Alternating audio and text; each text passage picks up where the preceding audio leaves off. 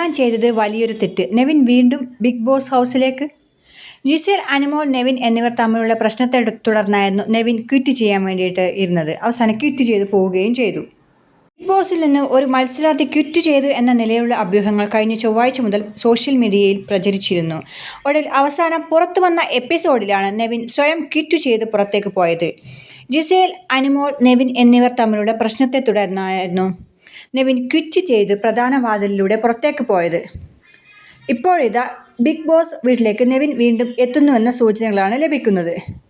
വീട്ടിലേക്ക് ഒരു അതിഥി എത്തുന്നു എന്ന ബിഗ് ബോസ് അറിയിച്ചതിനെ തുടർന്ന് വീട്ടിനകത്തെത്തിയ സ്പൈക്കുട്ടനോടൊപ്പം ആരും പ്രതീക്ഷിക്കാത്ത സർപ്രൈസായി നെവിനും എത്തിയിരിക്കുകയാണ്. ഞാൻ ചെയ്തത് വലിയൊരു തെറ്റാണ്. പ്രേക്ഷകർക്ക് വേണ്ടിയാണ് ഞാൻ കളിക്കേണ്ടിയിരുന്നത്. ഇനി എൻ്റെ 100% പുറത്തെടുത്ത് കളിക്കും എന്ന് ബിഗ് ബോസിന് ഉറപ്പു നൽകിക്കൊണ്ടാണ് നെവിൻ വീണ്ടും ഹൗസിലേക്ക് എത്തിയിരിക്കുന്നത്. താൻ ഷോ ക്വിറ്റ് ചെയ്യുകയാണെന്ന് ബിഗ് ബോസിനോട് നെവിൻ പറയുകയും ആ തീരുമാനത്തിന് മാറ്റമില്ലെങ്കിൽ പ്രധാന വാതിൽ വഴി പുറത്തേക്കിറങ്ങാൻ ബിഗ് ബോസ് നിർദ്ദേശം നൽകുകയുമായിരുന്നു. ഉടനടി പ്രധാന വാതിലിലൂടെ നെവിൻ പുറത്തു കടന്നു. വലിയ ഫാൻ ബേസ് ഒന്നുമില്ലാത്ത ഹൗസിനകത്തെത്തിയ മത്സരാർത്ഥിയാണ് നെവിൻ. എന്നാൽ തമാശകളും മറ്റുമായി വളരെ പെട്ടെന്ന് തന്നെ വലിയ രീതിയിൽ പ്രേക്ഷക പ്രീതി നേടാൻ നെവിന് സാധിച്ചിരുന്നു. 4ാമത്തെ ആഴ്ചയിലേക്ക് ബിഗ് ബോസ് കടക്കുമ്പോൾ ഹൗസിലെ എൻ്റർടൈനർ ടാഗ് സ്വന്തമാക്കിയ ഒരു കണ്ടസ്റ്റൻ്റാണ് നെവിൻ. മാത്രമല്ല ടാസ്കുകളെല്ലാം മികവ് കാണിക്കുകയും ചെയ്തിരുന്നു.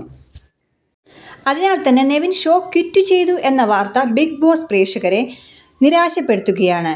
അതേസമയം എല്ലാം നെവിൻ തമാശയായി എടുക്കുന്നു എന്ന അഭിപ്രായമാണ് ഹൗസിനകത്ത് പല മത്സരാർത്ഥികൾക്കും ഉള്ളത്. അവസാനമായി സ്വേച്ഛാധിപതി ടാസ്ക്കാണ് ബിഗ് ബോസിൽ നടന്നത്. ജിസേൽ സ്വേച്ഛാധിപതിയായതിനു ശേഷം അനിമോളും തമ്മിൽ ഏറ്റുമുട്ടൽ ശക്തമായിരുന്നു. പാചകം ചെയ്യാൻ നെവിൻ തിരഞ്ഞെടുത്തത് റെനയെയാണ്.